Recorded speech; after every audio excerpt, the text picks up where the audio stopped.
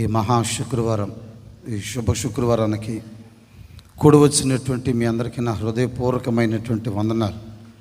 అందరికీ వందనాలండి. మీ చేతులు పైకెత్తి బిగ్గరగా సరల్లో చెప్పండి. కొంచెం గట్టిగా చెప్తాము. యేసు ప్రభు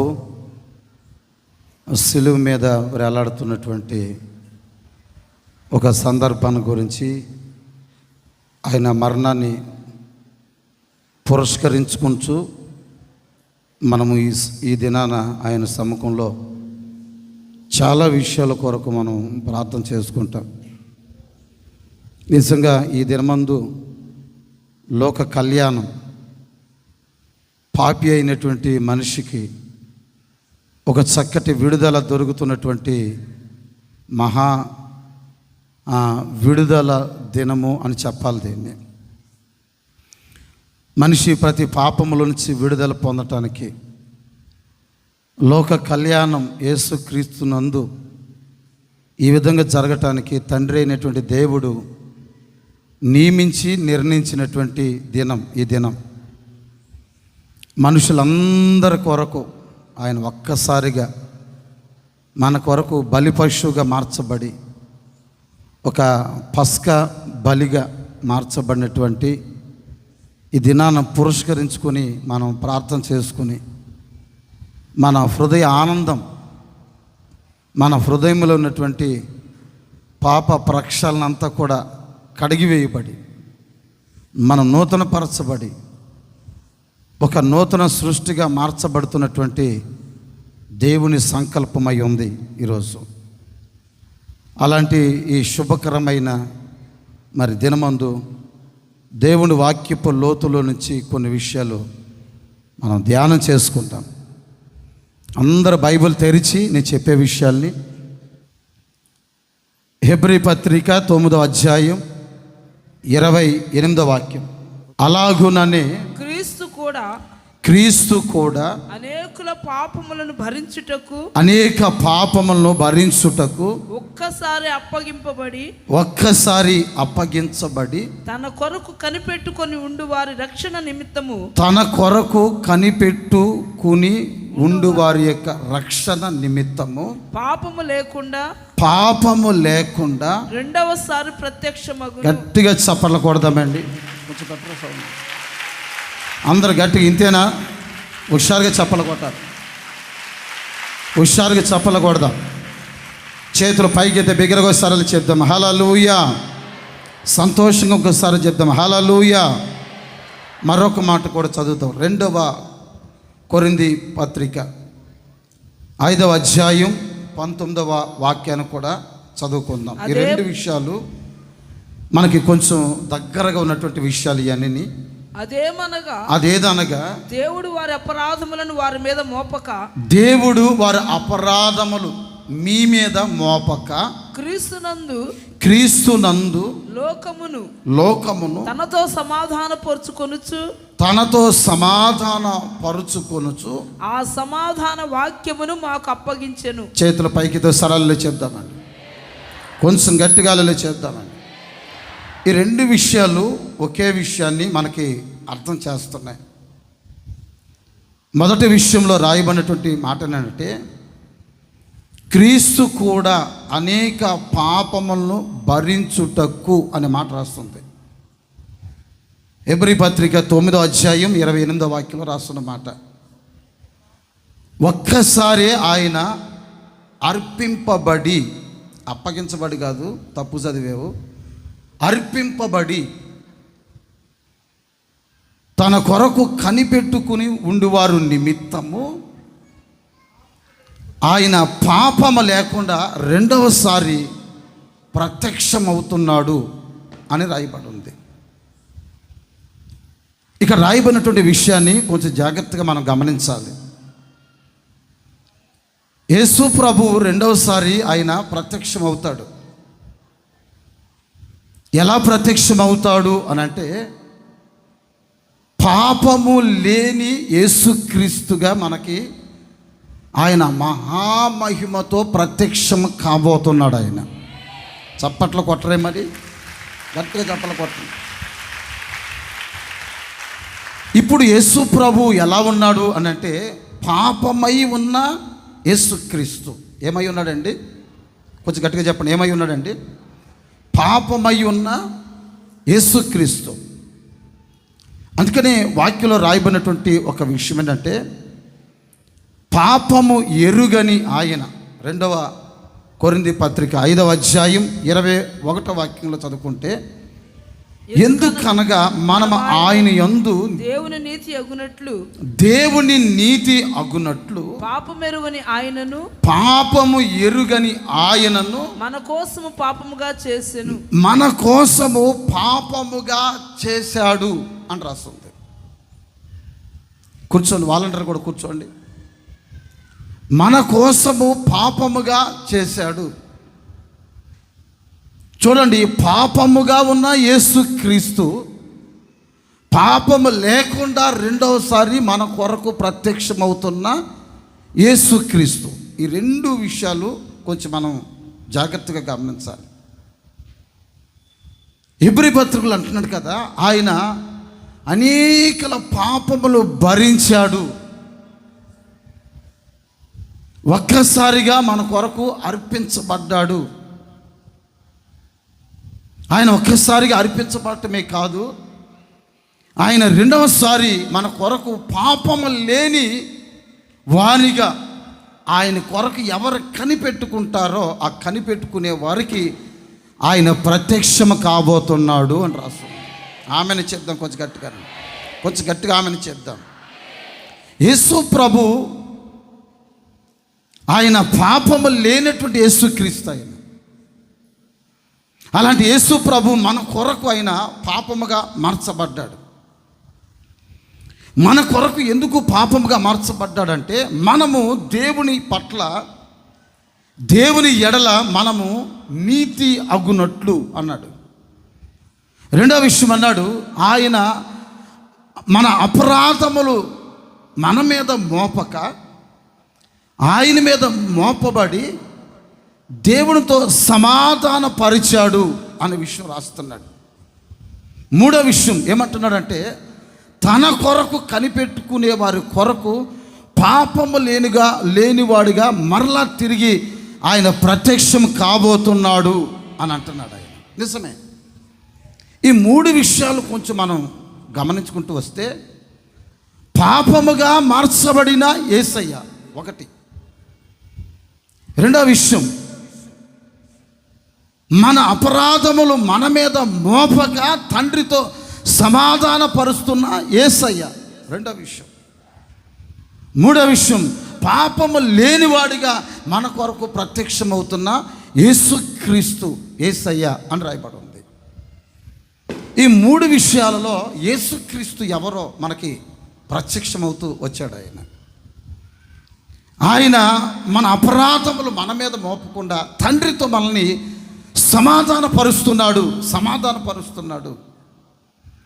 మనం తండ్రికి ముఖాన్ని చూపించుకునే స్థితి కాదు మనది. మనం చేసిన అపరాధములు తండ్రికి మనకి మధ్యలో ఒక అడ్డుబండగా, అడ్డురాయిలాగా వచ్చాయి. అలాంటి సందర్భాల మధ్యలో తండ్రి సముఖానికి లేక అతి పరిశుద్ధమైన ఒక స్థలములో చేర్చబడటానికి మనకి యోగ్యత లేదు. మనం ఒక పరిశుద్ధ స్థలంలో మాత్రమే మిగిలిపోయి ఉన్నటువంటి వ్యక్తులు.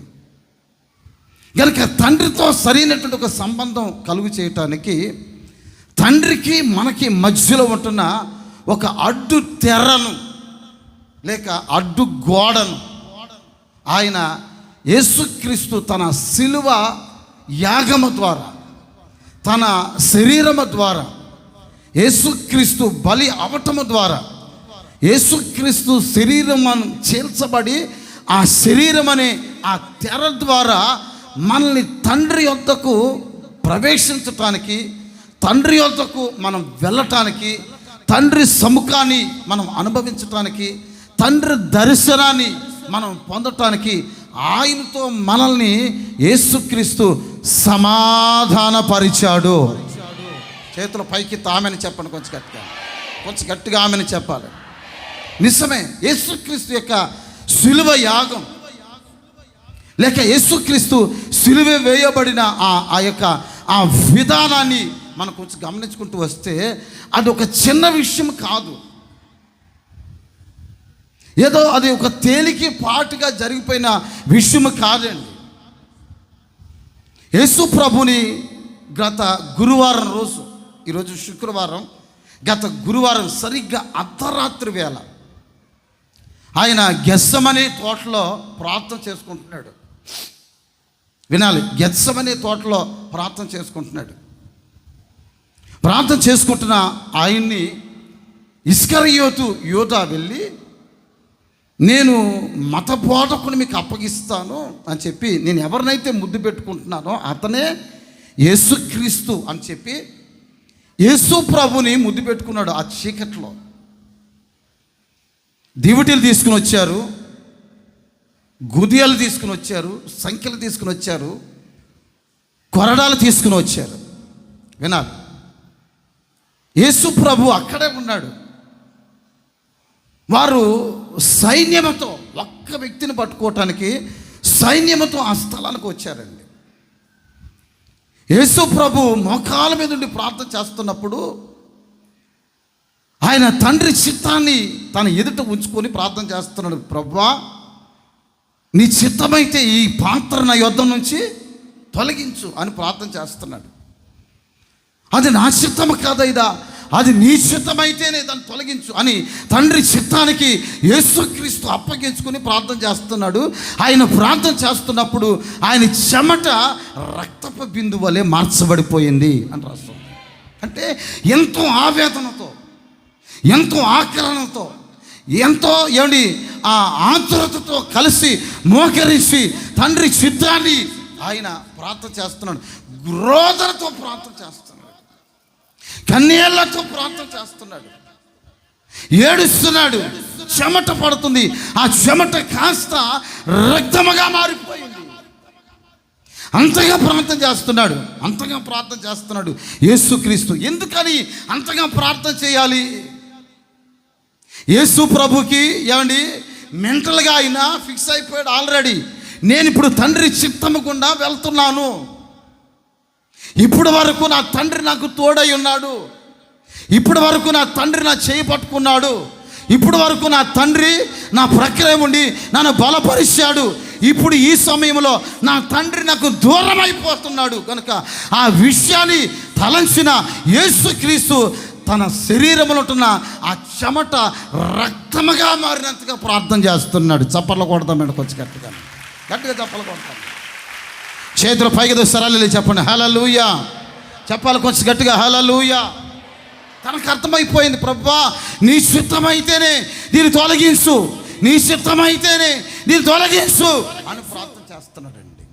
అలాంటి సందర్భాల మధ్యలో ఆ గెత్సెమనే తోట దగ్గర నుంచి నేను యెరూషలేముకి వెళ్ళినప్పుడు 2 సార్లు ఆ గెత్సెమనే తోటలో ఇంచుమించుకు 1 గంటన్నర సేపు ప్రార్థన చేసుకోవటానికి యేసు ప్రభు ఎక్కడైతే మోకరించి ప్రార్థన చేసుకుని చెమట రక్తంగా మారిందో ఆ స్థలంలో ఒక పెద్ద రాతి ఉంటే ఆ రాతి మీద కూర్చుని మోకాల మీద ఉండి ఏడ్చి ప్రార్థన చేసుకుని ఆ స్థలంలో ప్రార్థన చేసుకుని ఆ ప్రార్థన చేసుకోవటానికి ప్రభు నాకు కృప చూపించాడు ఆయన.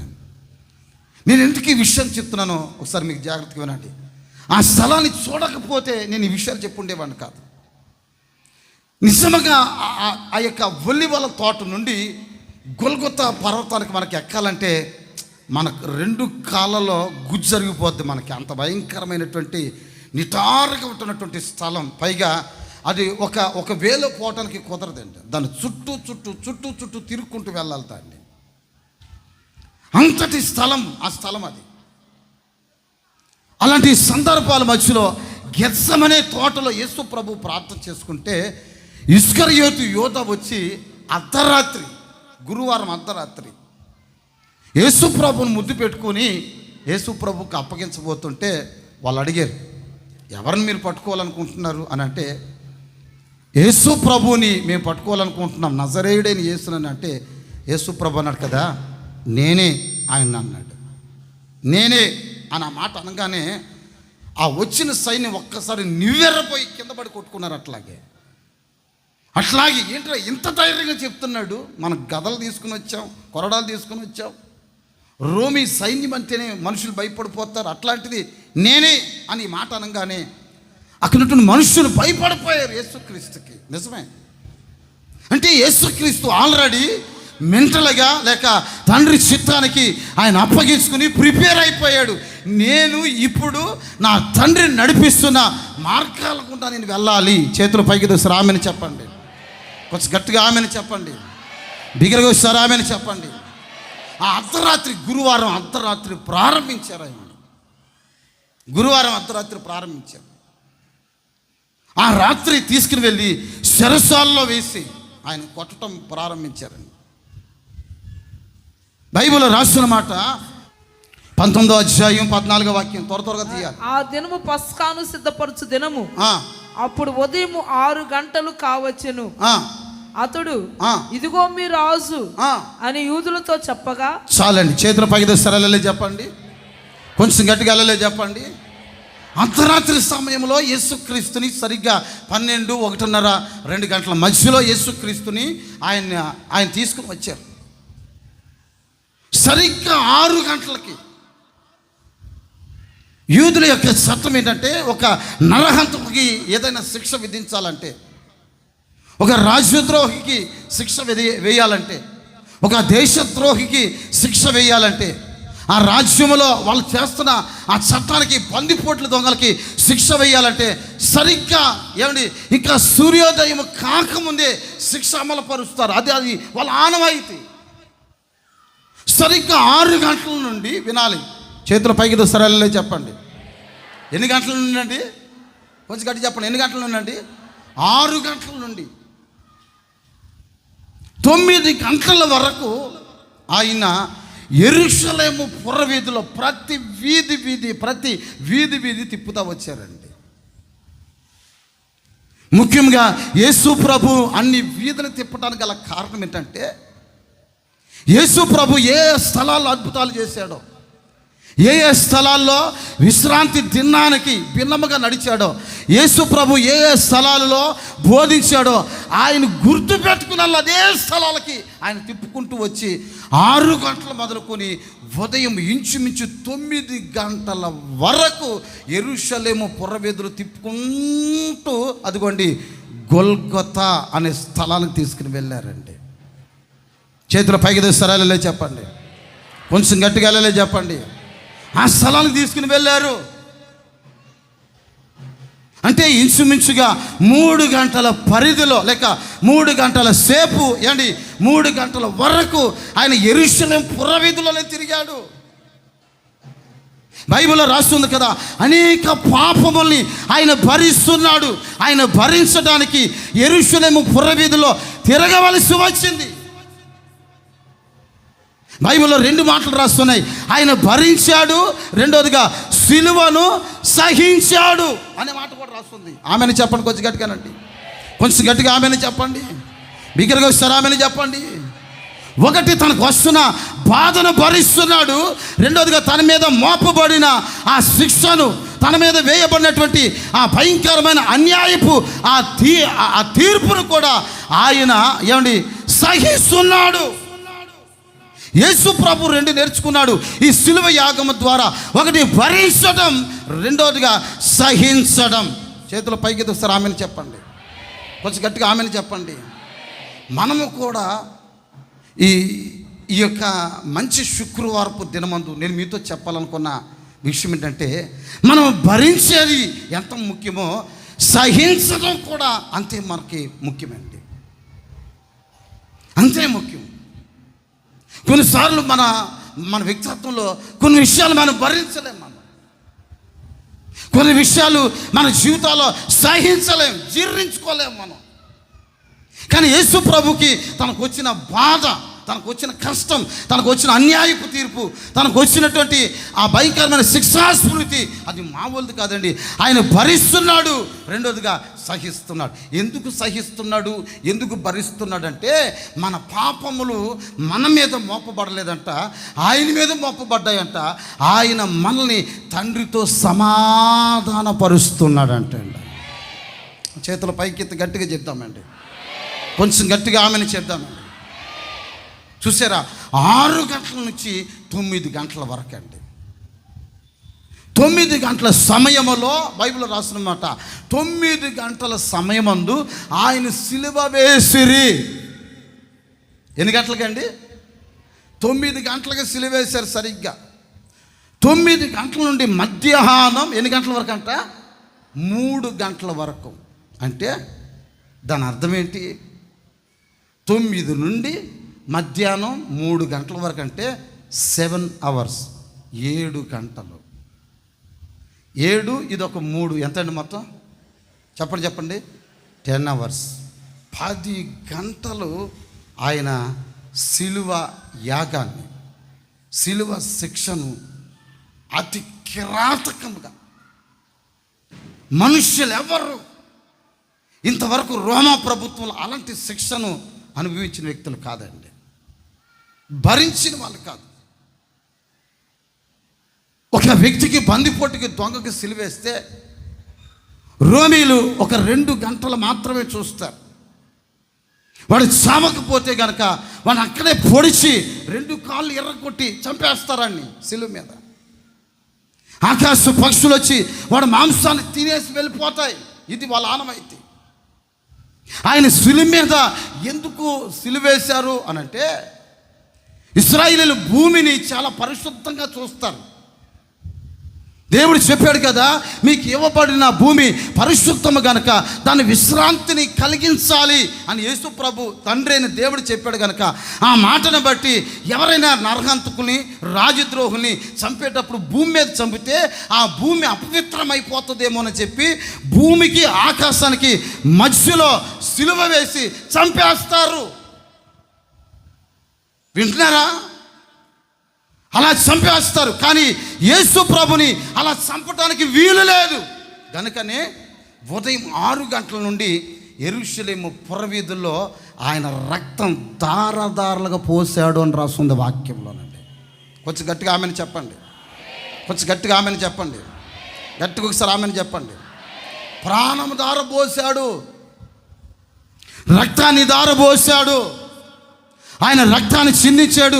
కారణం ఏంటంటే ఆ యెరూషలేములో లేక ఆ పుణ్యస్థలములో ఆయన యొక్క రక్తము ద్వారా యెరూషలేము భూమి తడిచి ముంటగా మార్చబడాలి.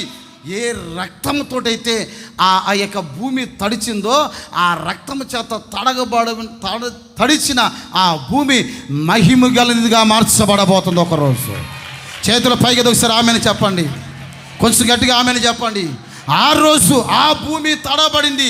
ఈ రోజు యేసు రక్తము చేత నీ హృదయం తడపబడబోతుంది. ఈరోజు చప్పల కొట్టి అనుభవించండి.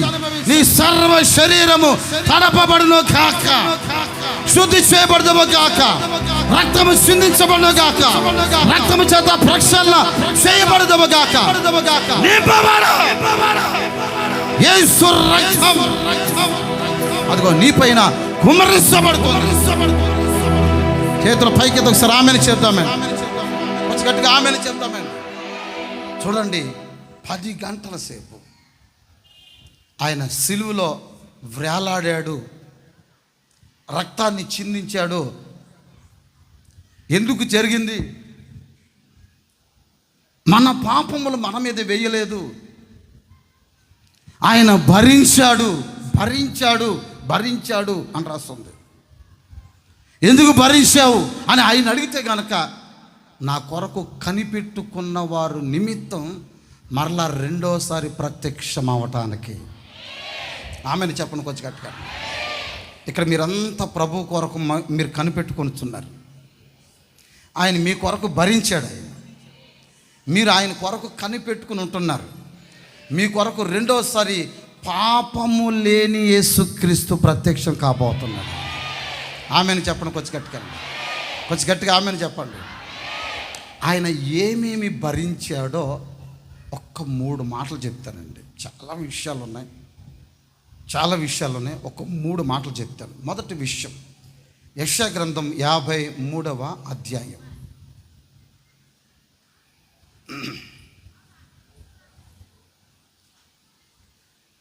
4వ వాక్యాన్ని మనం చదువుకుందామండి.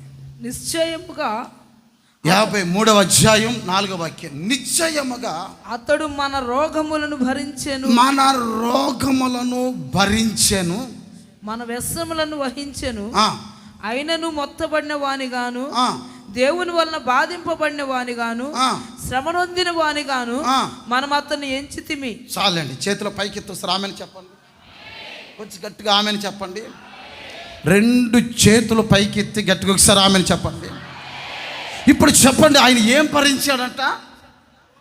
హలో, తలల పైకెత్తి చెప్పండి, ఏం భరించాడంట? అందరూ చెప్పండి ఈ మాట, అందరూ చెప్పుకోండి. నేను ప్రార్థన చేపిస్తాను ఈ విషయంలో మీకు ప్రార్థన చేపిస్తాను. ఏం భరించాడంట? మన రోగములను భరించెను. అందరూ ఒకసారి ఆమెను చెప్పండి, కొంచెం గట్టిగా ఆమెను చెప్పండి. మనం ఆయన్ని ఎలా ఎంచాము అని అంటే అక్కడ 3 విషయాలు రాయబడి ఉన్నాయి. ఒకటి, మొత్తబడిన వాడిగా. రెండవదిగా, దేవుని వలన బాధించబడిన వాడిగా. మూడవదిగా, శ్రమ నొందిన వాడిగా మనం ఎంచాము. జనాలు, మనుషులు అనుకున్నారు కదా, ఈ మనిషి ఏమండి మొత్తబడ్డాడు రా, దేవుడు మొట్టాడు, దేవుడి వ్యక్తిని బాగా మొత్తాడురా, తగిన శాస్త్రి జరిగింది, తగిన కార్యమే జరిగింది. మనల్ని లేక మన ప్రభుత్వాల్ని, మన చట్టాల్ని, మన ధర్మశాస్త్రాన్ని ఈయన కాదంటాడా? యేసు ప్రభుని సిలువ వేయటానికి కారణాలు చాలా విషయాలు రాస్తున్నాయి. నేను 4 అధ్యాయాలు ఏంటి, మత్తయి, మార్కు, లూకా, యోహాను సువార్త గత రాత్రి చదువుతా వచ్చింది ఏమేమి విషయాలు ఉన్నాయని. వాళ్ళని యేసు ప్రభు సిలువ వేయబడిన ఆ ఘటాన్ని మాత్రమే చదివాను. నేను ఘటాన్ని మాత్రమే చదివాను. ప్రతి అధ్యాయంలో నుండి చక్కని విషయాలు బయటపడుతూ వచ్చాయి. అసలు యేసు ప్రభుని ఎందుకు సిలువ వేయాలనుకున్నారు? శాస్త్రులు, పరిసయ్యులు ఆయన ఆ విధంగా ఎంచడానికి గల కారణం ఏంటి? ఆయన గురించి యేసు ప్రభుని సిలువ వేయండి, సంహారం అని కేకలు వేయటానికి గల కారణం ఏంటి అని వాక్యాలు మనం చదువుకుంటూ వస్తే చాలా విషయాలు రాస్తున్నాయండి. ఒకప్పుడు ఆ జనమే కదా హోసన్నా జయం అనుకుంటూ యెరూషలేముకి యేసు ప్రభుతో వచ్చారు. వాళ్ళ మనసులో ఏమనుకున్నారంటే, ఈ దేశాన్ని పాలిస్తున్నటువంటి కైసరు మనల్ని చాలా ఇబ్బంది పెడుతున్నాడు, కైసరు మన పైన చాలా పన్నులు వసూలు చేస్తున్నాడు, కైసరు మన మీద ఈ విధంగా చేస్తూ వస్తున్నాడు, ఈయనెవరో దైవ కుమారుడు అంట, ఈయనెవరో రాజ్యాన్ని కడతాడంట, అద్భుతాలు చేస్తున్నాడు, మహత్కార్యాలు చేస్తున్నాడు, సూచక్రియలు చేస్తున్నాడు, ప్రజలందరూ ఈయన వెంట వెళ్ళిపోతున్నారు. రాబోతున్న దినాల్లో ఈయన గొప్ప చక్రవర్తి అయిపోతాడు. మనం ఈయనతో ఉంటే కనీసం మనకి ఏదో ఒక పోస్టు మనకు వస్తుంది కదా అనే ఉద్దేశంతో యేసు ప్రభుతో పాటు జయం అని కేకలు వేసుకుంటూ వచ్చారు యెరూషలేము దేవాలయంలోకి. యెరూషలేము దేవాలయంలో అక్కడ ఉంటున్నటువంటి గువ్వలు అమ్మేవారిని, పావురాలు అమ్మేవారిని, ఎడ్లు అమ్మేవాడిని, రోకలు మార్చేవాడిని ఇవన్నీ చూసి అవన్నీ కూడా ఒక్కసారి పారద్రోలి, ఇది నా మందిరం, సమస్త జనులకు ప్రార్థనా మందిరం, దీన్ని వ్యాపార గృహంగా చేస్తారా అని చెప్పి కొరడా తీసుకుని అందరినీ కొట్టడం మొదలుపెట్టాడు. ఆ సందర్భంలో యేసు ప్రభుని అడిగారు, యేసు ప్రభువా ఏంటి ఇలా చేస్తున్నావు అని అంటే, నా రాజ్యం భూ సంబంధమైంది కాదు. అక్కడ చెప్పాడు ఈ మాట, నా రాజ్యం చెప్పండి భూ సంబంధమైంది కాదు, నా రాజ్యం పర సంబంధమైంది, అది ఇహమందు జరగదు పరమందు జరుగుతుందని ఎప్పుడైతే చెప్పాడో వెంటనే వాళ్ళకి దిమ్మ తిరిగిపోయింది. ఇదేంట్రా, మనం ఇప్పటి వరకు ఒక రాజ్యాన్ని కడతాడని మనం అనుకున్నాం, ఈయన్ని వెంబడించాం, ఈతంతో చుట్టూ మనం తిరిగాం, ఈయన రాజ్యం భూ సంబంధమైంది కాదంట, పర సంబంధమైందంట, ఏంటి ఇట్లా మాట్లాడుతున్నాడు, ఉన్నట్లు గుండి మనల్ని ఎర్రోళ్ళు చేశాడేంట్రా అని చెప్పి అక్కడ యేసు ప్రభు మీద తిరుగుబాటు చేశారు. వింటున్నారా? చేతులు పైకి దూసరల్లే చెప్పండి, కొంచెం గట్టిగా అల్లే చెప్పండి. తిరుగుబాటు అక్కడ ప్రారంభమైంది. యేసు ప్రభుని ఆ విధంగా వాళ్ళు ఏమండి చిత్రహింసలు చేసి చివరికి ఏం జరిగింది తెలిసిన, ఇతను మా రాజు కాడు అని అక్కడ మాట్లాడారు పిలాతు దగ్గర. పస్కా పండుగ సందర్భంగా ఒక ఖైదీని విడుదల చేసే ఒక హక్కు మా దగ్గర ఉంది కనుక ఇదిగో మీకు బర్బా కావాలా యేసు కావాలా అని అంటే మాకు బర్బానే కావాలని అడిగారు వాళ్ళు. మాకు యేసు అవసరం లేదు, ఆయన రాజ్యం ఇది కాదంట అని మాట్లాడారు. పిలాతు వచ్చి అడిగాడు కదా, నేను విడిపించడానికి నాకు సర్వ హక్కులు ఉన్నాయి, నేను విడిపిస్తాను, ఒక్క మాట మాట్లాడు, నువ్వు రాజువా అని అంటే నువ్వన్నట్టే నేను రాజునని చెప్పాడండి. అక్కడ నువ్వన్నట్టే నేను రాజుని అని చెప్పాడు. మరి నీకు రాజ్యం లేదు కదా, నా రాజ్యం ఇక్కడ కాదని చెప్పాడు. నీ కిరీటం లేదు కదా, ఇక్కడ కనపడదు కిరీటం. యేసు ప్రభుని హేళనతో మాట్లాడుతూ వచ్చారు. పిలాతు అన్నాడు కదా, నేను విడిపించేదానికి నాకు అధికారం కలదు అని అంటే యేసు ప్రభు పిలాతుతో అన్నాడు, నా తండ్రి సెలవు లేకుండా పైనింటి నీకు ఏ అధికారము రాదని చెప్పాడు. అక్కడ టోటల్గా ఫిక్స్ అయిపోయాడు యేసుక్రీస్తు. ప్రజలు అనుకుంటున్నారు కదా, దేవుడిని మొత్తుతున్నాడు రా అని అనుకున్నారు, దేవుడు ఇతను శ్రమ పరుస్తున్నాడు రా అని అనుకున్నారు, ఏంటి దేవుడు ఇతను బాధిస్తున్నాడు కదా అని అనుకున్నారు. అందరూ కూడా దేవుడి చేత బాధింపబడిన వాడిగా మనం ఎంచితిమి, అయితే ఆయన మన రోగములు భరించెను. చేతుల పైకెత్తి ఒకసారి ఆమెని చెప్పండి, కొంచెం గట్టిగా ఆమెని చెప్పండి. యేసు క్రీస్తు ఏమని సిలువ వేయబడటం వలన లేక సిలువ యాగము ద్వారా మనకి పుట్టే రోగాలు, మనకు వచ్చిన రోగాలు, మనల్ని వేధిస్తున్న రోగాలు, మన శరీరాన్ని పట్టి పీడిస్తున్న రోగాలు, కంటికి కనబడకుండా ఏంటి పీల్చి పిప్పు చేస్తున్న ప్రతి రోగాన్ని యేసుక్రీస్తు తన శరీరమందు భరించాడు. యేసుక్రీస్తే నీ సమస్య రోగాలకి ఆయన ముగింపు కలిగి చేయబోతున్నాడు. చప్పలు కొట్టి ప్రభుని స్తుతించండి, కొంచెం గట్టిగా గట్టిగా చప్పలు కొడతాం. చేతులు పైకెత్తి ప్రభుకి స్తోత్రం అని చెప్దాం మనమంతానండి. గట్టిగా బిగ్గరగా ఒకసారి అల్లెలో చెప్దామండి, బిగ్గరగా ఒకసారి అల్లెలో చెప్దామండి.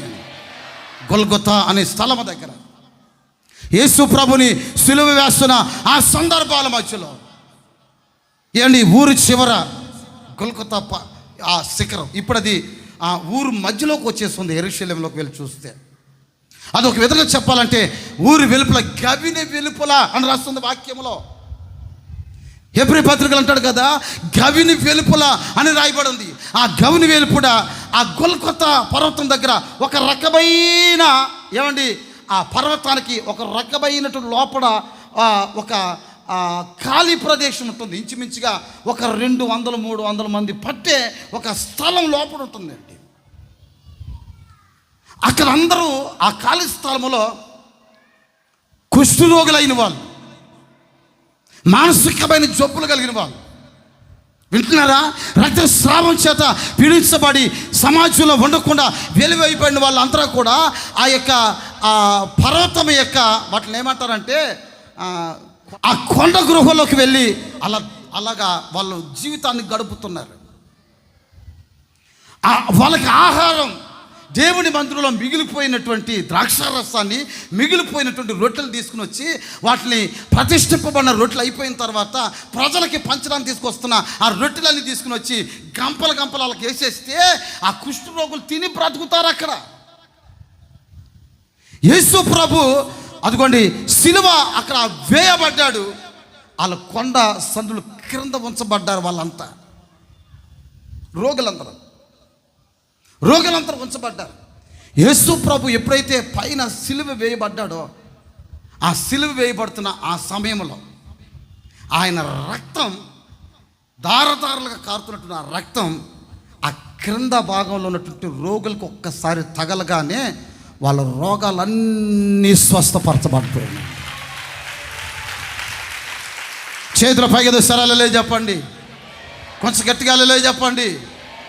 అందుకని ఆ 53వ అధ్యాయంలో అంటాడు కదా, ఆయన పొందిన గాయముల చేత మనము స్వస్థత పొందితిమి, లేక స్వస్థత కలిగింది. 53లో అంటాడు ఆ మాటని, 53లో అంటున్నాడు. చూడండి ఒకసారి ఆ మాటని, ఎన్న వాక్యం 5వ వాక్యం. ఓకే.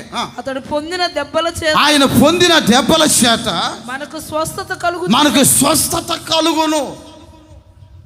చూశారండి, ఆ రోగము లేక ఆ వ్యాధుల చేత, రోగాల చేత పీడించబడిన వాళ్ళంతా కూడా ఆ దినమందు స్వస్థపరచబడ్డారు. వాళ్ళ స్వస్థ శక్తులై ఏమండి మరల వాళ్ళు యెరూషలేముకి వెళ్ళినట్లుగా మనం చూస్తున్నామండి.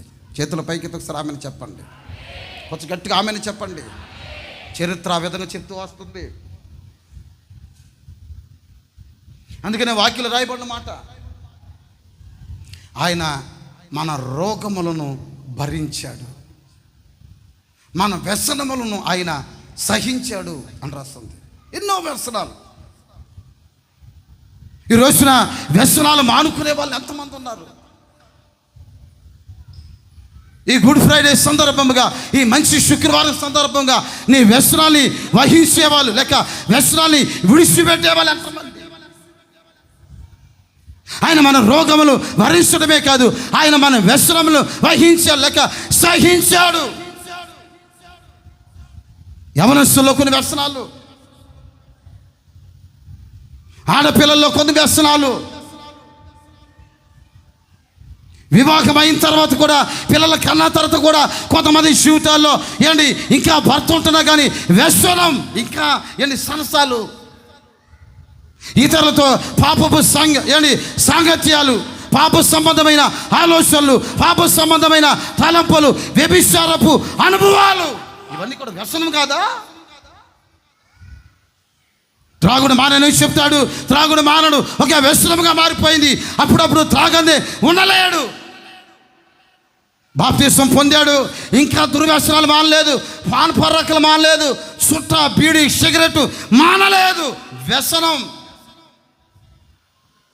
యేసు ప్రభు నమ్మేనంటున్నాడు, పాపిష్టి గొప్పకి వెళ్ళకూడదని తెలుసు కూడా అప్పుడప్పుడు సరదాగా వెళ్ళి పలకరించి ఏమండి మరలా ఆ మత్తులో మునిగి వ్యభిచారంలో పడి మరలా వచ్చి చెంపలేసుకునే వాళ్ళు లేరంటారా?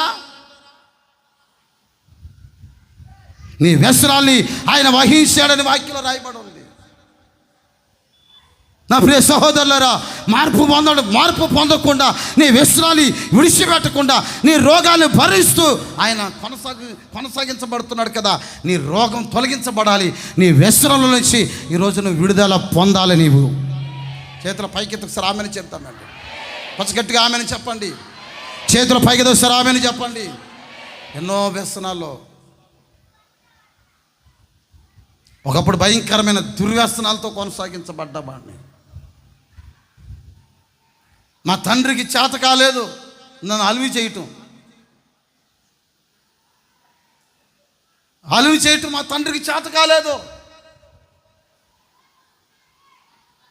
ఒక్కరోజు దెబ్బలు తినకుండా ఉన్న రోజు నాకు లేదు. చిన్న వయసులోనే ఇష్టానుసారంగా ప్రవర్తించి చిన్న నా వయసులో ఉంటున్న పిల్లలందరికీ కూడా భయంకరమైన దురలవాట్లకి వాళ్ళకి ఏంటి ఒక పునాదిగా మారాను నేను. ఏం జరిగిందో నాకు అర్థం కాదు. ఎందరో మంచి మాటలు చెప్పారు కానీ వల్ల కాలేదు. మంచి దారి చూపించాలని చూశారు కానీ వల్ల కాలేదు. ఒకరోజు నా స్టోట్పురంలో పేదరు పాల్ గారు వాక్యం చెప్తుంటే, వాక్యం విన్న తర్వాత నా మనసుకి ఏమైందో నాకు తెలీదు. కన్నీళ్ళు పెట్టి ఏడవటం మొదలు పెట్టాను. ఎవరో చంటి పిల్లడు ఏడుస్తున్నట్టు ఎక్కిబడి ఏడుస్తున్నాను. నేను చేసిన నా జీవితం అంతా నాకు గుర్తు వస్తుంది. నేను చేస్తున్న ప్రతి వ్యసనాలు నాకు గుర్తు వస్తున్నాయి. నేను నడిచిన ప్రతి నడవడిక నాకు గుర్తు వస్తుంది. అయ్యో అని చెప్పి నా పాపాల నిమిత్తమై నేను పశ్చాత్తాపడ్డాను. ఆనాటి నుండి ఈనాటి వరకు నా దేవుడు ఒక ప్రత్యేకమైన ఉద్దేశంతో ప్రభు నడిపిస్తానే ఉన్నాడండి. వ్యసనాల నుంచి విడుదల పొందాను. ఆయన భరించాడు, రెండోదిగా సహిస్తున్నాడు. ఆయన యేసు ప్రభు చెప్పాడు కదా, ఎంతకాలం మిమ్మల్ని నేను సహించాలి, విశ్వాసము లేని మూర్ఖ తరమవారులారా. ఈ శుభవేళ నేను మీతో చెప్తూ వస్తున్నాను. ఆయన భరించింది ఏంటో తెలిసిన, నీ మీద నీ పిల్లల మీదకు వస్తున్నటువంటి భయంకరమైనటువంటి ఏమండి వ్యాధులు, రోగం, ఆయన మనల్ని తండ్రితో సమాధానపరిచాడండి మనల్ని. అందరూ ఒకసారి ఆమెను చెప్పండి, గట్టిగా ఒకసారి ఆమెను చెప్పండి. తండ్రితో సమాధాన పడుతున్నాం. రెండో విషయం చెప్తున్నానండి. 53వ అధ్యాయం 11వ వాక్యం. అతడు తనకు కలిగిన వేదనను చూచి తృప్తి నొందును. నీతిమంతుడైన నా సేవకుడు జనుల దోషములను భరించి. ఆ మాట నోట్ చేసుకోండి అంతే. జనుల దోషములను భరించి. ఆమెను చెప్పండి, కొంచెం గట్టిగా ఆమెను చెప్పండి. 2 చేతులు పైకి తామని చెప్పండి. తలల పైకి ఎత్తి నా వైపు చూడండి. బాగా మీకు ఒక క్లారిటీ ఇవ్వాలి. మీకు ఇప్పుడు హలో, మీకు ఒక క్లారిటీ రావాలి. పాపము కాదంట భరించింది. దేన్నంట భరించింది? ఆయన జనుల దోషమును భరించాడు అని రాస్తుంది. పాపము వేరు, చెప్పండి, దోషము వేరు. దోషానికి పాపానికి వ్యత్యాసం ఉంది. పాపము చేసేది ఏమండి? నీ వ్యక్తిగత అనుభవం, నీ పర్సనల్, నీ వ్యక్తిత్వం. అది మనిషి ఆ వ్యక్తి పాపములో పడ్డాడురా, పాపము చేశాడు, లేక పాపములో నడుస్తుంది, పాపములో జీవిస్తుంది, పాపపు అనుభవాల మధ్యలో కొనసాగించబడుతుంది. అది పాపం, అది పాపం. అది కానీ ఇది పాపాన్ని కాదండి. దీనిలో రాసిన మాట దోషం. కొందరు జీవితాల్లో దోషం వెంటాడుకుంటూ వస్తుంది. ఎవరైనా ఒక బిడ్డ, ఒక తల్లి బిడ్డను కందనుకోండి. ఆ బిడ్డ ఉన్నట్లుగా ఉండి ఒకవేళ కాలు వంకరో, చేతులు వంకరో, కళ్ళు లేనివాడుగానో, గుడ్డివాడుగా పుట్టాడనుకో, ఎవరి దోషమో నీకు అర్థమవుతుందా? ఎవరి దోషమో? ఈ పిల్లడికి అలాగ అయిపోయాడంటే, ఈ పిల్లడు అలాగ అయిపోయాడు. ఒకసారి మీరు గమనించండి.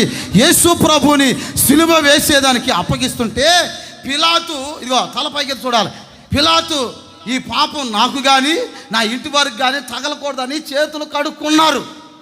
ఆ సందర్భాల మధ్యలో వాళ్ళంతా ఏమన్నా తెలిసినా, ఇగో ఈ దోషం మా మీదను చెప్పండి, మా పిల్లల మీద ఉండాలి అని అన్నారు.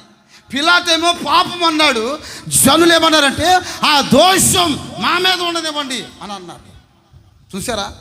కోరుకుంటే వచ్చేది దోషం, చేస్తే వచ్చేది పాపం. గుర్తుపెట్టుకోండి, నువ్వు చేయు, ఇంకొకరి చేత చేపిస్తావు, దాన్నే దోషం అంటారు. నువ్వు మాట్లాడవు, ఇంకొకరి చేత మాట్లాడిస్తావు. అంటే వెనకాల నుండి ఏమండి మొత్తం అంతా కథానాయకురాలు అంట, కథానాయకురాలు ఏమెర్రట్టు నువ్వు నడిపిస్తూ ఉంటావు కథ అంతా. ముందేమో పాపం వాళ్ళు తెలియక వాళ్ళు ఏదో చేస్తుంటే ఆ దోషం వాళ్ళకు తగులుతుంది. దోషానికి కారకులుగా మార్చబడతావు. చూడండి, దావీదుతో దేవుడు చెప్పాడు కదా, ఉరియా భార్యతో పాపము చేసావు, తన భర్తను చంపుకుని దోషాన్ని తెచ్చిపెట్టుకున్నావు. పాపమేమో స్త్రీతో చేసావు, భర్తను చంపి ఆ దోషాన్ని నీకు, నీ పిల్లలకి, నీ కీడంతటికి కూడా నువ్వు తగిలించుకున్నావు. ఎంత ఘోరమో! ఈ రోజున పాపముతోనూ దోషంతో మనిషి నలిగిపోతున్నాడండి. దోషం అంటకూడదు.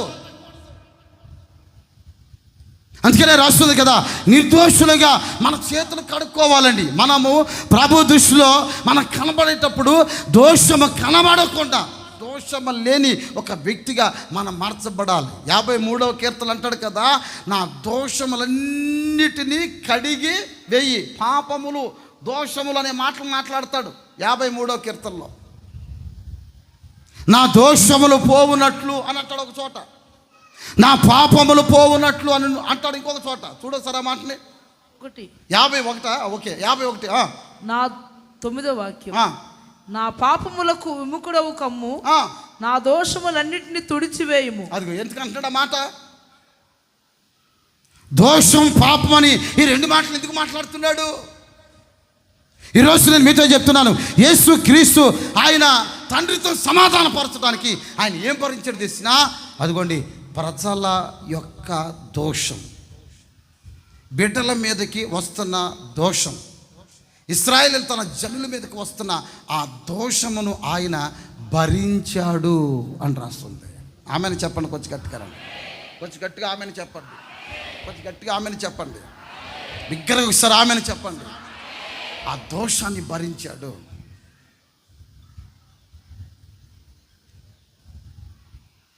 బిడ్డ యొక్క రోగాన్ని, బిడ్డకు వచ్చిన శాపాన్ని తట్టుకోలేక ఒక తల్లి, అయ్యా ఈ బిడ్డ మీదకున్న రోగం మీద నాకియ్యా, ఈ బిడ్డ మీదకు ఉన్నటువంటి రోగం మీద నాకియ్యా, బిడ్డను బ్రతకనియ్యా, బిడ్డను బ్రతకనియ్యా, బిడ్డను బ్రతకనియ్యా అని అంటే బిడ్డ బాగుపడ్డాడు.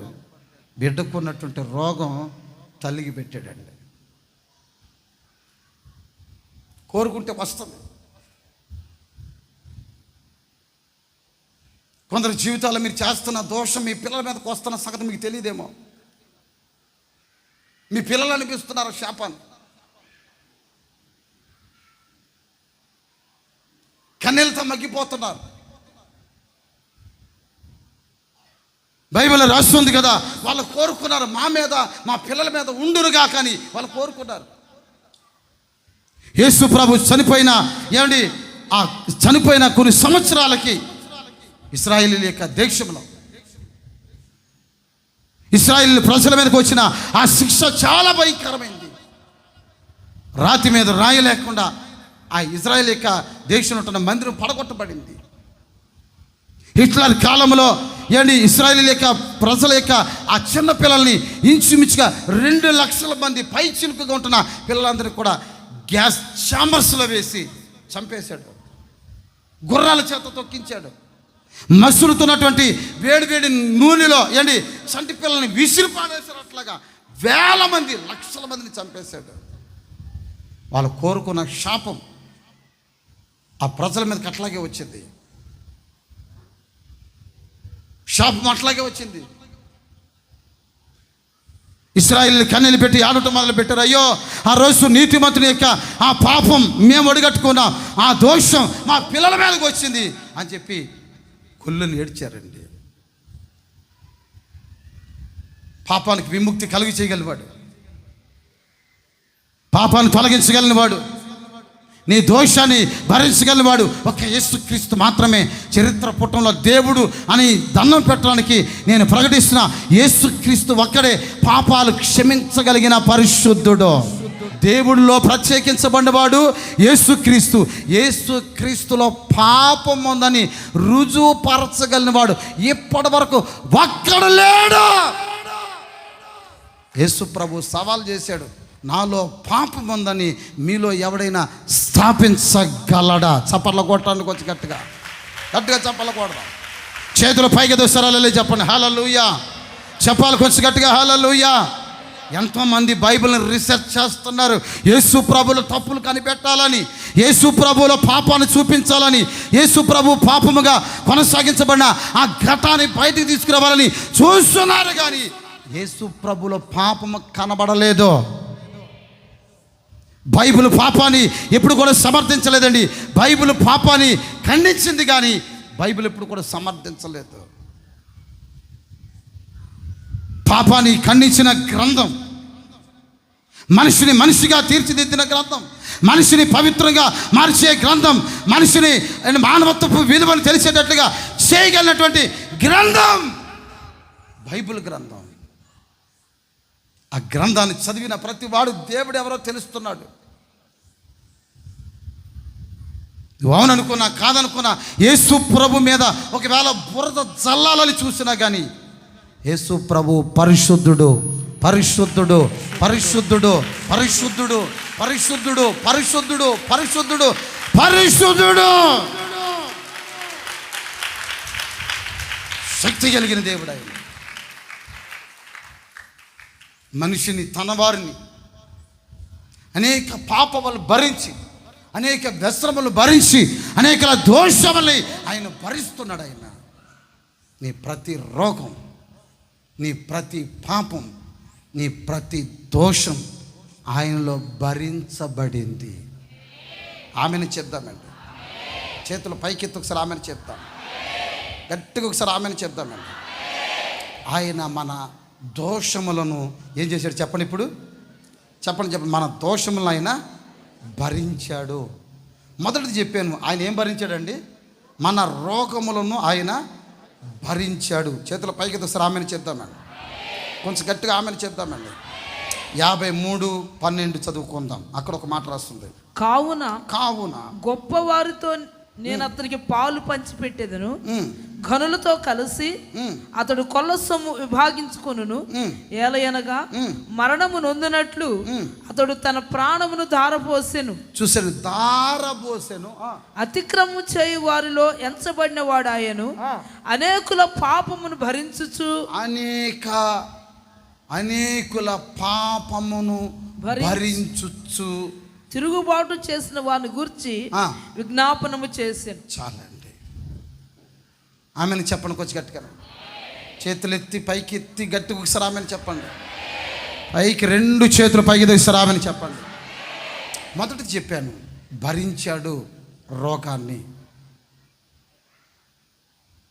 రెండవ విషయం, మీ దోషములను భరిస్తున్నాడు. మూడవ విషయం, మీ పాపాలను ఆయన ఏం చేస్తున్నాడు అంటండి? భరిస్తున్నాడు. పాపం, నీ జన్మ కర్మ పాపాలు.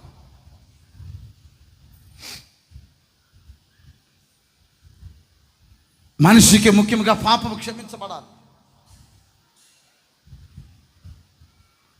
పాపంలోంచి మనిషి బయటికి రావాలి.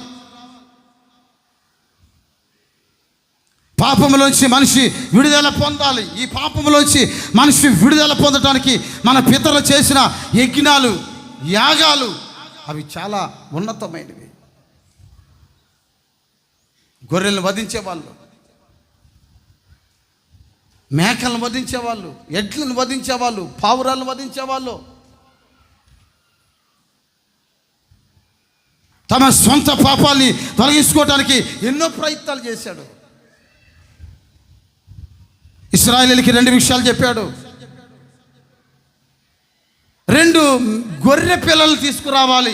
అహరోనుకు చెప్పిన మాట. ఎన్ని గొర్రె పిల్లలు అండి? నోరు చెప్పండి. ఎన్ని గొర్రె పిల్లలు? 2 గొర్రె పిల్లలు.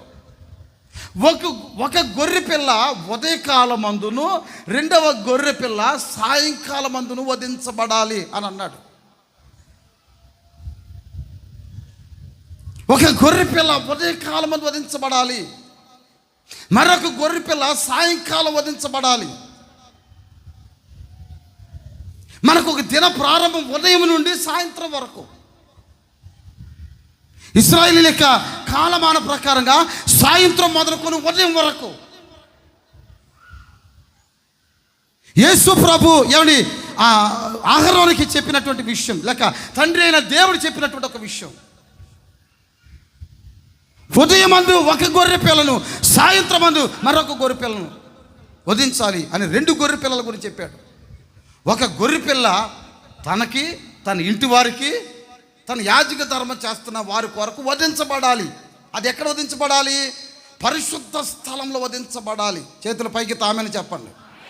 కొంచెం గట్టిగా ఆమెను చెప్పండి. ఇంకొక గొర్రె పిల్లని ఏం చేయాలంటే దాని మీద జనుల యొక్క పాపాన్ని అంతటిని కూడా తల మీద చేతులుంచి ప్రార్థన చేసి దాన్ని అరణ్యమునకు వదలాలి. ఎందుకు అరణ్యానికి వదలాలి? దీన్నేమో బలిచ్చారు, దాన్నేమో పాపాలన్నీ కూడా దాని మీద పెట్టి ఏమండి అరణ్యానికి వదిలేశారు. అంటే దాని అర్థమేనంటే అది లోక కళ్యాణం కొరకు వధించబడుతున్న గొర్రె పిల్ల. ఇదేమో యాజకుడు ఏంటి దేవునితో సమాధాన పరచబడి ఉదయం వరకు తెల్లారేసరికి ఈ బలి పశు మాంసము చెప్పులతోనూ నడికి దట్టి కట్టుకుని ఒక కర్ర చేత్తో పట్టుకొని ఏంటి ఆ రాత్రి అయ్యే లోపల దాన్ని భుజించాలంటాడు సంఖ్యాకాండములో. యేసుక్రీస్తు మనుషుల యొక్క పాపమంతా కూడా ఆయన మీద మోపబడింది. ఆ మోపబడిన యేసుక్రీస్తు ఏమండి అరణ్యం అంతా గాలిస్తున్నాడు ఆయన. ఇక జనుల పాపం అంతా కూడా వధించబడాలి.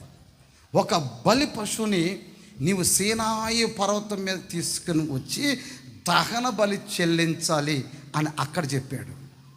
అహరోనికి చెప్పింది సీనాయి పర్వతం. యేసు ప్రభు బలి అయింది గొల్గొతా పర్వతం. ఆమెను చెప్పండి. ఆ దహన బలికి ఈ దహన బలికి వ్యత్యాసం ఉంది. అక్కడ దేవుడు ఏర్పరచుకున్న గొర్రె పిల్ల, ఇక్కడ దేవుడు ఏర్పరచుకున్న తన సొంత కుమారుడు. ఇక్కడ ఆమెను చెప్పండి. అక్కడ తనది కాని రక్తం, ఇక్కడ తనదైన రక్తం. ఇక్కడ ఆమెను చెప్పండి కొంచెం గట్టిగా. అక్కడ తనది కాని రక్తముతో పరిశుద్ధ స్థలంలోకి మాత్రమే, కానీ ఇక్కడ తనదైనటువంటి రక్తంతో అతి పరిశుద్ధ స్థలంలోనికి. చప్పలు కొట్టండి కొంచెం గట్టిగా, కొంచెం గట్టిగా చప్పలు కొట్టండి. చేతులు పైకి గట్టిగా సరళ చెప్పండి. అతి పరిశుద్ధుడా స్తుతి నైవేద్యము నీకే అర్పించి కీర్తింతును. నీవు నా పక్షమై నన్ను దీవించగా, నీవు నా తోడుపై నన్ను నడిపించగా, జీవింతును నీ కోసమే. ఆశ్రయమైన నా యేసయ్యా, అతి పరిశుద్ధుడా స్తుతి నైవేద్యం. చప్పలు కొడతాం, చప్పలు కొడతాం. ఓరి ఓరి ఓరి.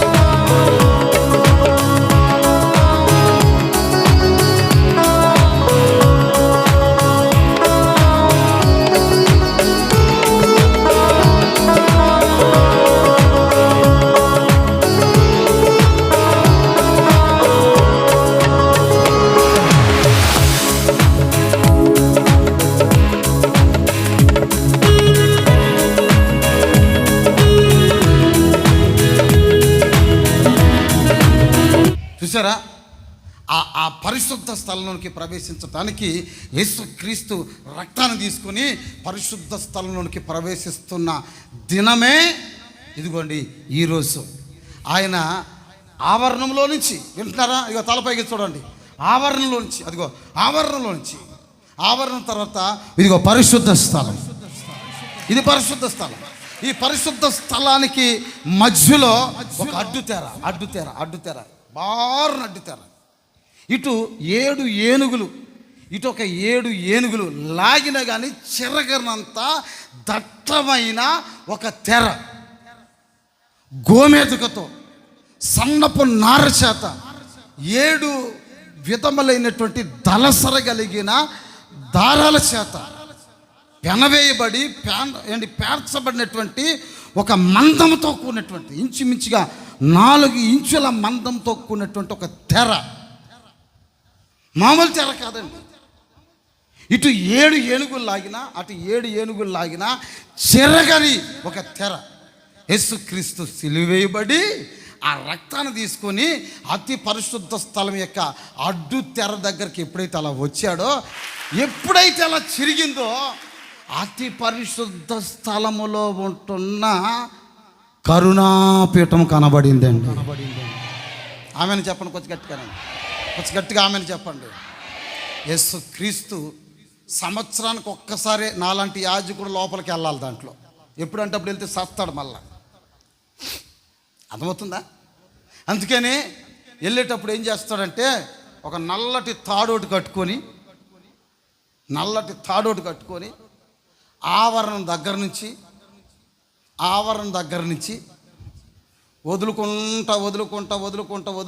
వదులుకుంటా అతి పరిశుద్ధ స్థలంలోకి రావాలి.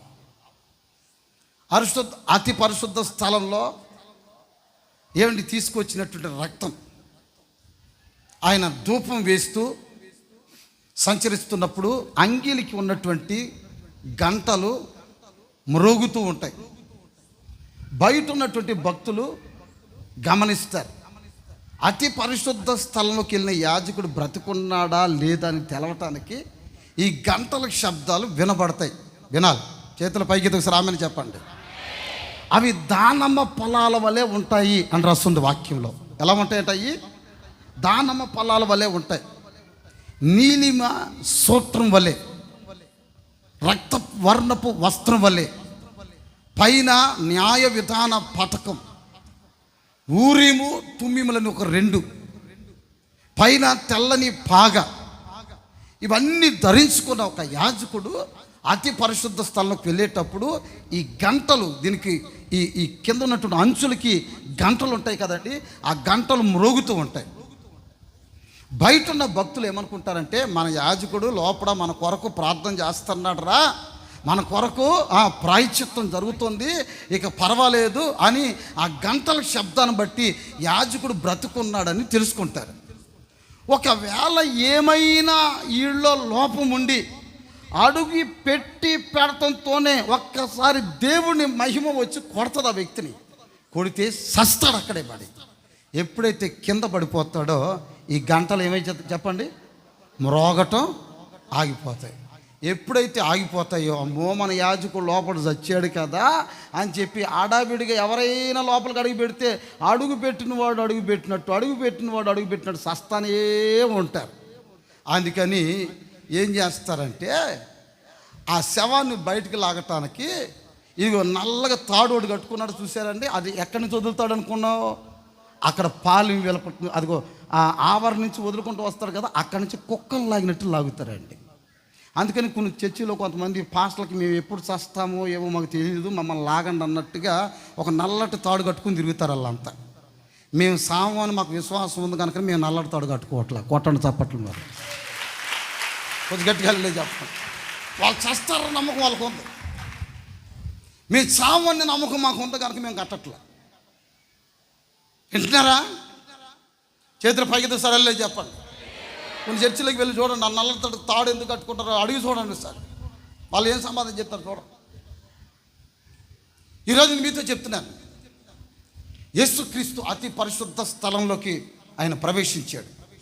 ఇప్పుడు తెర కింద నుంచి పైదాకా చిరిగిపోయింది. అట్లాగా ఎప్పుడైతే చిరిగిపోయిందో ఇప్పుడు అతి పరిశుద్ధ స్థలం మనకు కనబడుతుంది. మనకి ఆమెను చెప్పండి కొంచెం గట్టిగా. తండ్రి అయినటువంటి దేవుడు మనతో కరుణాపీఠం నుండి స్పష్టంగా మాట్లాడే ఒక అనుభవం మనకు వినబడుతుంది ఇప్పుడు ఈరోజు. కొంచెం గట్టిగా ఆమెను చెప్పండి. అందుకని యేసుక్రీస్తు సిలువ వేయబడినప్పుడు దేవాలయంలో తెర ఏమైందంటండి, 2గా చీలిపోయింది అని రాస్తుంది. ఎందుకు చీలిపోయిందో తెలిసిన, మనకంటే ముందుగా మన ప్రధాన యాజకుడైన యేసుక్రీస్తు ప్రవేశించాడు కనుక ఆయన అతి పరిశుద్ధ స్థలంలో ప్రవేశించాడు కనుక. ఆమె చెప్పండి కొంచెం గట్టిగానండి, కొంచెం గట్టిగా అల్లెలే చెప్పండి, కొంచెం గట్టిగా అల్లెలే చెప్పండి, కొంచెం గట్టిగా అల్లెలే చేద్దామండి. ప్రవేశించాడు ఆయన, మన పాపములు లేకుండా తొలగించి మన పాపములు భరించాడు ఆయన. నీ పాపం భరించాడు, నీ దోషం భరించాడు, నీ రోగం చెప్పండి భరించాడు. ఇప్పుడు ఆయన భరించినవి 3 అయితే, ఆయన భరించటం వలన మనకు కలిగే ఇంకొక 3 విషయాలు చెప్తాను. మొదటిది ఒకటి చెప్పాను, ఆయన పొందిన గాయముల చేత మనం ఏం పొందామంట, కొంచెం గట్టిగా చెప్పండి, ఏం పొందామంటండి, స్వస్థత నొందితిమి అని అన్నాడు.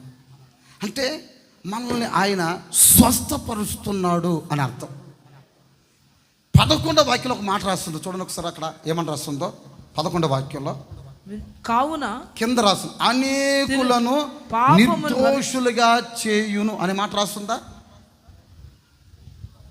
ఎన్నో వాక్యంలో తనకున్న ఒకటి స్వస్థపరుస్తున్నాడు, రెండవదిగా అనేకులను తనకున్న అనుభవ జ్ఞానము చేత అనేకులు నిర్దోషులుగా చేయును.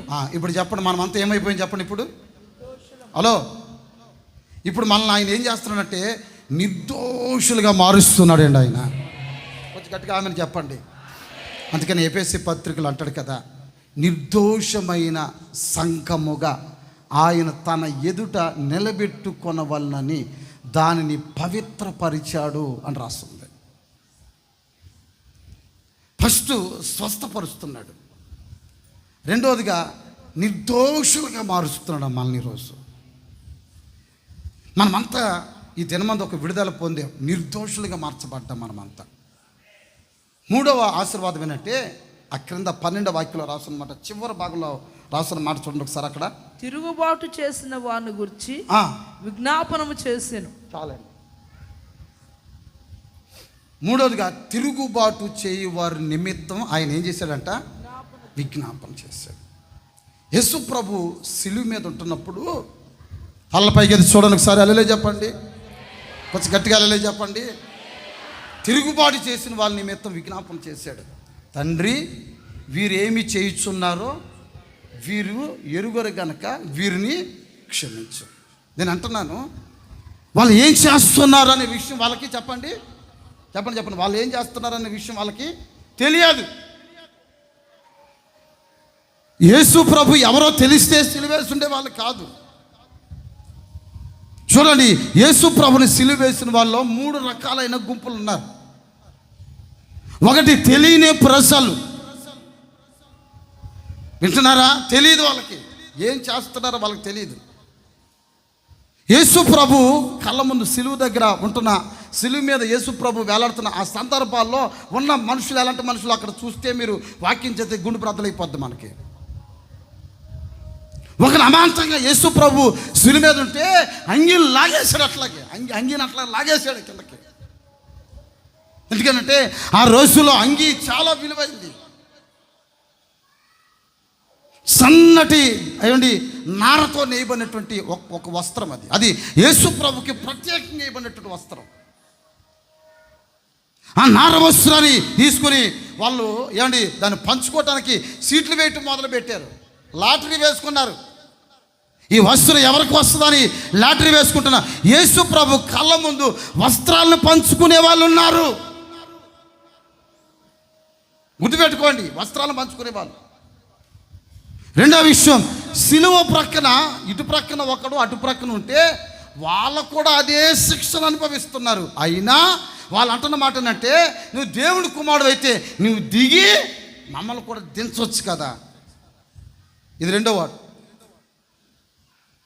మూడో విషయం, వీడు ఎప్పుడు చస్తాడని వాళ్ళతో దూషించి అవమానపరిచే మార్గస్థులు అని రాయబడింది అక్కడ. మత్తయి సువార్తలో మనం గమనిస్తే మార్గస్థులు తలలో ఊపుతున్నారంట, ఓస్తున్నారంట, దూషిస్తున్నారంట, అపహాసం చేస్తున్నారంట, హేళన చేస్తున్నారంట. మార్గస్థులు. పోయేవాడు పోక, పోయేవాడు సిలువ ముందు నిలబడుకుని ఏంటి కేకరించి ఓస్తున్నారు.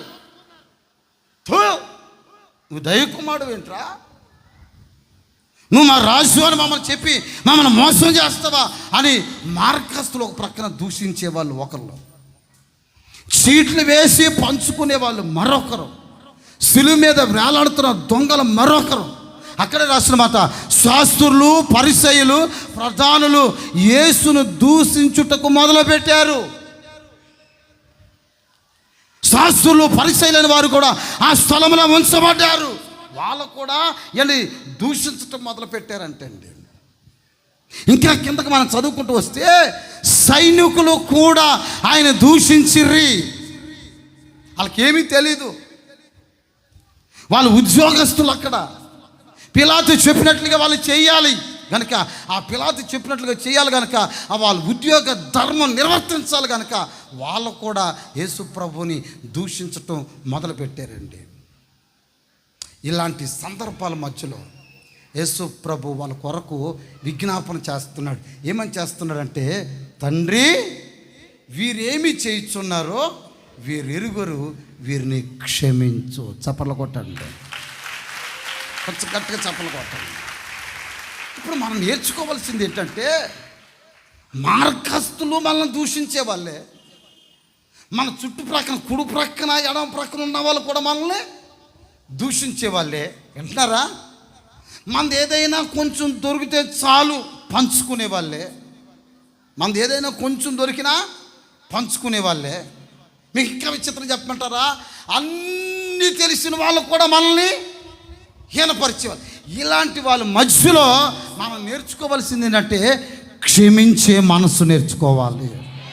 ఆమెనని చెప్పడానికి వచ్చి గట్టిగా. నేను మీకు ఒక విషయం చెప్పమంటారా? నేను అక్కడ నిలబడ్డాడే రాజేష్ని, కర్ర తీసుకొని చితగొడుతున్నాను అనుకో, వాడు ఏమంటాడు తెలిసిన, అన్నయ్య నన్ను క్షమించన్నయ్యా, నన్ను క్షమించన్నయ్యా అని అంటాడు. వింటున్నారా? అలా చెప్పండి కొంచెం గట్టిగా, నన్ను క్షమించన్నయ్యా, నన్ను క్షమించన్నయ్యా అని అంటాడు. కానీ ఇక్కడ అలా కాదండి. దెబ్బలు తింటూ కూడా వాళ్ళని క్షమించు అని అంటున్నాడు. రివర్స్లో మాట్లాడుతున్నాడు ఇక్కడ. నీకు యేసయ్యకి తేడా అదే. ఆయన దెబ్బలు తింటా కూడా రివర్స్లో మనల్ని క్షమించమంటున్నాడు. వీళ్ళు ఏం చేయిస్తున్నారు వీళ్ళు తెలియదయ్యా, వీళ్ళనే చెప్పండి, వీళ్ళని క్షమించమని అంటున్నాడు. ఎక్కడైనా సహజంగా దెబ్బలు తింటున్నాను, నన్ను క్షమించయ్యా, నీకు జైనయ్యా అని అంటాడు. ఈయన గారు అట్లా కదా అంటుంది. ఒకసారి మీరు ఆలోచన చేయండి. మనము ఒకరినొకరము క్షమించబడాలి, క్షమించుకోవాలి. క్షమాపణలో 2 విషయాలు నేర్చుకోవాలి. ఒకటి క్షమించటం, క్షమించిన దాన్ని విడిచిపెట్టడం. కొట్టండి చప్పట్లో. ఒకటి క్షమించాలి, చెప్పండి, క్షమించిన దాన్ని విడిచిపెట్టాలి. నీవు క్షమాపణ అడగాలి, వాళ్ళ ద్వారా నీవు క్షమించబడాలి. బైబిల్లో రాస్తుంది కదా, మీ పరలోకమందున మీ తండ్రి మీ ప్రార్థన ఆలకించాలంటే మీరు ప్రార్థన చేయనప్పుడల్లా మీరు మీ ఎదుటి వారి యొక్క పాపములను క్షమించండి. అప్పుడు మీ పరలోకపు తండ్రి మీ మనవి ఆలకించును అని రాయబడు. మనమేమో ప్రార్థన చేసేస్తాం, ఎదుటి వాళ్ళు మాత్రం మనం క్షమించాం. నీ ప్రార్థన ఆలకించబడిందని నీవే సంకలు కొట్టుకుంటున్నావు, కానీ అది ఒక్కనాటికి ఆలకించబడదు. అది ఆలకించబడాలంటే నువ్వు ముందు ఎదుటి వారిని క్షమించటం నేర్చుకోవాలి. మన మీద విరోధ భావాలు ఒకవేళ వాళ్ళకుంటే వాళ్ళు మన పోయి, నా మీద నువ్వు విరోధం పెట్టుకుని ఉన్నావు, నేను చేసిన దాన్ని బట్టి నీకు ఒకవేళ విరోధంగా ఉంటుందేమో, నన్ను క్షమించు అని చెప్పి క్షమించమని అడగటమే కాదు, క్షమించి మళ్ళీ పక్కకు వచ్చిన తర్వాత నసలు ఎక్కడకూడదు, నాలుగు కొరుక్కోకూడదు. అడిగేసేవారా తర్వాత వద్దావరా అన్నట్లుగా దాన్ని దోషంగా మార్చుకోకూడదు. ఈ రోజున క్షమ భిక్ష అనేది యేసుక్రీస్తులో మనం నేర్చుకుంటున్నాం. తిరుగుబాటు చేసిన వ్యక్తుల గురించి ఆయన విజ్ఞాపన చేస్తున్నాడంట. ఈ అనుభవం మన ఆత్మీయ జీవితంలో మనకు కలిగి ఉండాలి. ఇలాంటి వారి కొరకు ఆయన 2వసారి ప్రత్యక్షం కాబోతున్నాడు. ఆయన అందరూ మోకరించండి, ప్రార్థన చేసుకుందాం.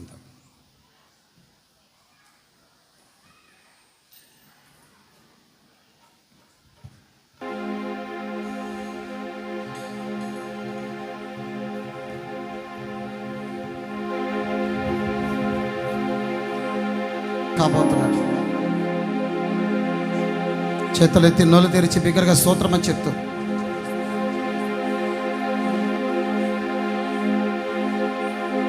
ప్రార్థన చేసుకో.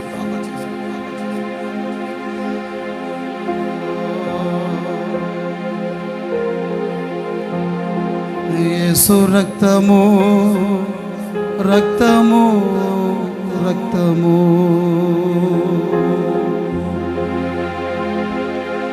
అమూల్యమైన రక్తము,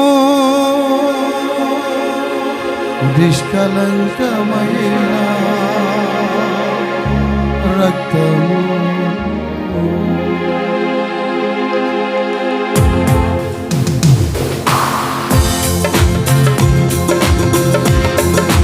చప్పట్లు కొడుతూ హుషారుగా ఓరి ఓరి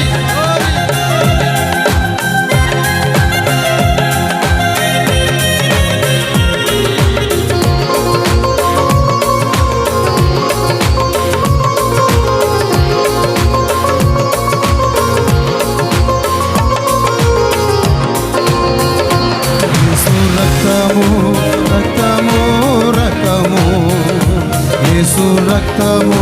రక్తము రక్తము అమూల్యమైన రక్తము, నిష్కలంకమైన రక్తము, యేసు రక్తము రక్తము రక్తము, యేసు రక్తము రక్తము రక్తము. చప్పలు కొడదా పాడదాం. ఓరి ఓరి ఓరి అందరూ కలిసి చప్పలు కొడదాం.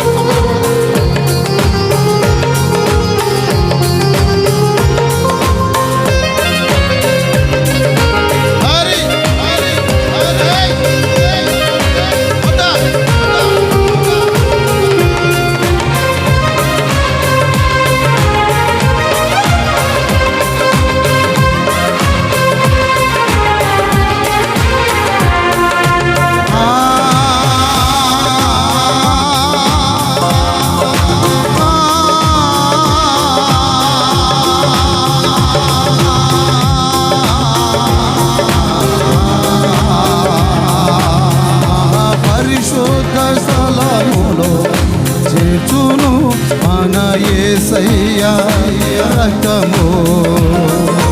మహాపరిశుద్ధ స్థలములో చేర్చును మన యేసయ్య రక్తము. మన ప్రధాన యాజకుడు మనకంటే ముందుగా వెళ్ళెను.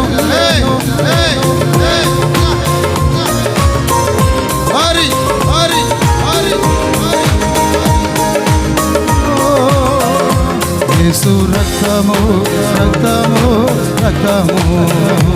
ఆమేన్ ఆమేన్. చప్పలు కొడతా పాడదాం. Hari Hari Hari. Thank you lord. నీ రోగాన్ని భరించబోతున్నాడు. నీ దోషములు తొలగించబడబోతున్నాయి. నీ పాపములు క్షమించబడబోతున్నాయి. యేసయ్యా చప్పలు కొట్టి అనుభవించండి. ఓ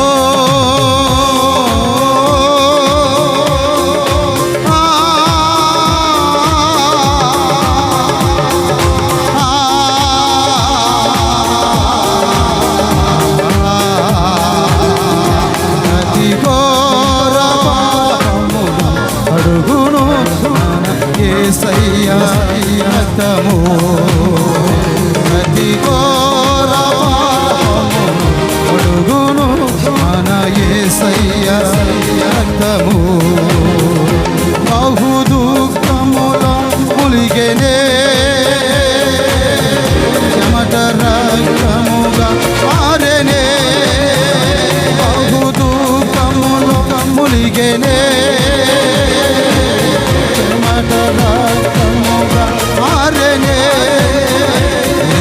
రక్తము రక్తము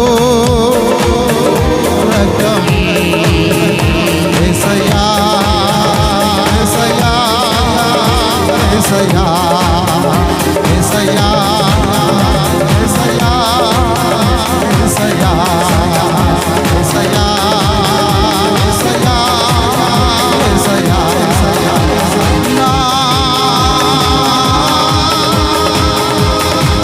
రక్షణ రక్షణ సునాద గీతము.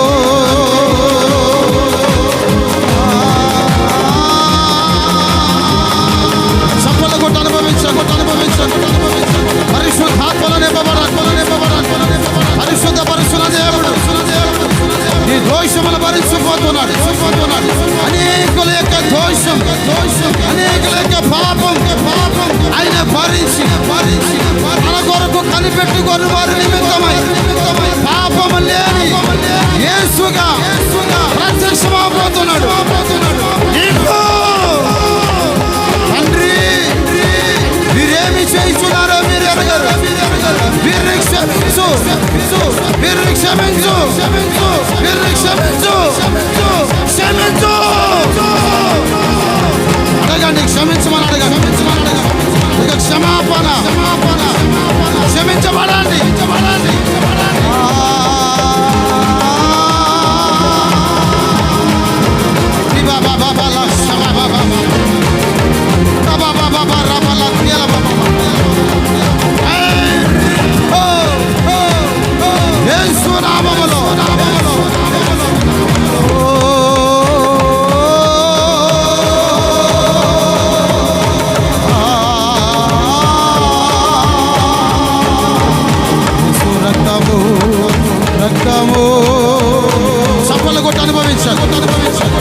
పరిశుద్ధాత్మలో నింపబడండి.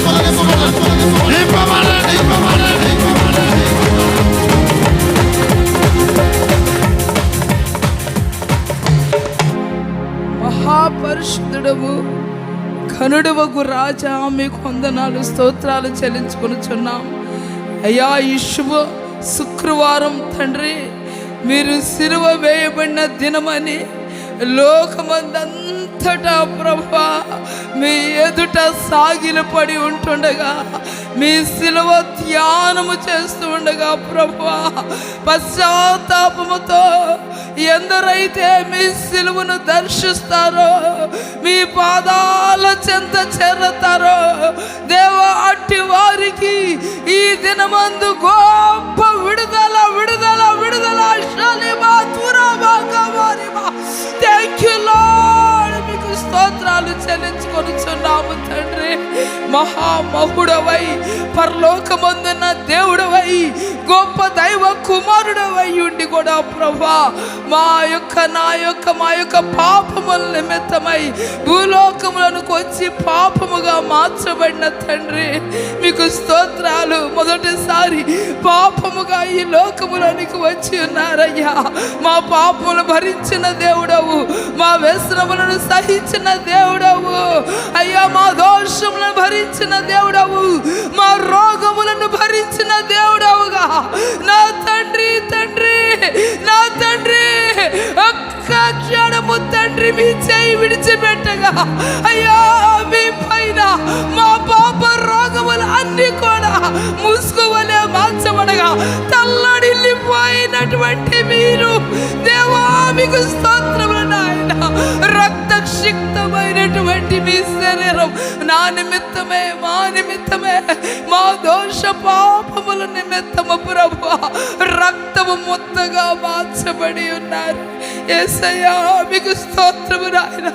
అయ్యా, మీ కాళ్ళ చేతుల్లో మేకులు కొట్టడకు, తల మీద ముండ కిరీటము పెట్టుటకు, రక్తము దారులు దారులుగా మీ గాయాలలో ఆ పచ్చి రక్తం, ఆ నిర్దోష రక్తం, ఆ పరిశుద్ధ రక్తం, ఆ పరిశుద్ధమైనటువంటి నిష్కళంకమైన ఈ పరిశుద్ధ రక్తం